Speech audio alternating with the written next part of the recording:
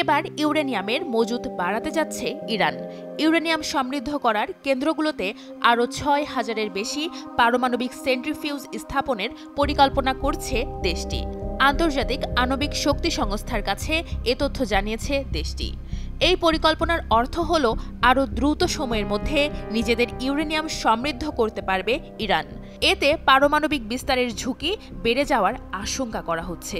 যদিও পারমাণবিক অস্ত্র তৈরি করতে চাওয়ার অভিযোগ অস্বীকার করে আসছে ইরান।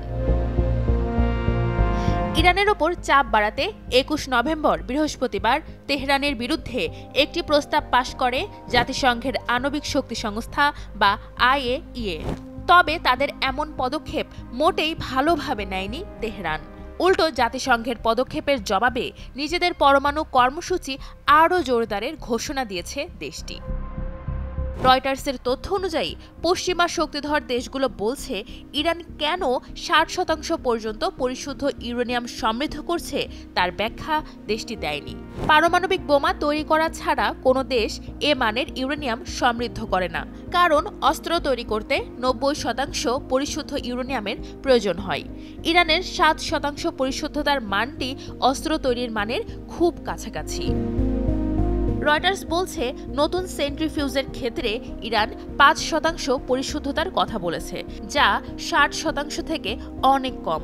ইরানের ২ ভূগর্ভস্থ কেন্দ্র নাতাঞ্জ ও ফর্ডোতে এবং নাতাঞ্জে মাটির উপরিভাগের একটি পাইলট কেন্দ্রে ১০,০০০-এর বেশি সেন্ট্রিফিউজ আছে। এখন তারা আরও ৬,০০০-এর বেশি সেন্ট্রিফিউজ স্থাপন করতে চাইছে। IAEA যাচাই করে দেখেছে ইরান ইউরেনিয়াম সমৃদ্ধকরণের মাত্রা ধীর করেছে। তারা সঠিক পথে আছে বলে উল্লেখ করা হয়েছে। এদিকে তেহরানের পারমাণবিক অস্ত্রের দিকে অগ্রসর হওয়া ঠেকাতে হুমকি দিয়েছেন ইসরায়েলের প্রধানমন্ত্রী বেনিয়ামিন নেতানিয়াহু। বৃহস্পতিবার তিনি বলেন, ইরানকে পরমাণু অস্ত্রের অধিকারী হওয়া থেকে ঠেকিয়ে রাখতে আমি সবকিছু করব। এজন্য যা যা ব্যবহার করা যায় তার সব ব্যবহার করব।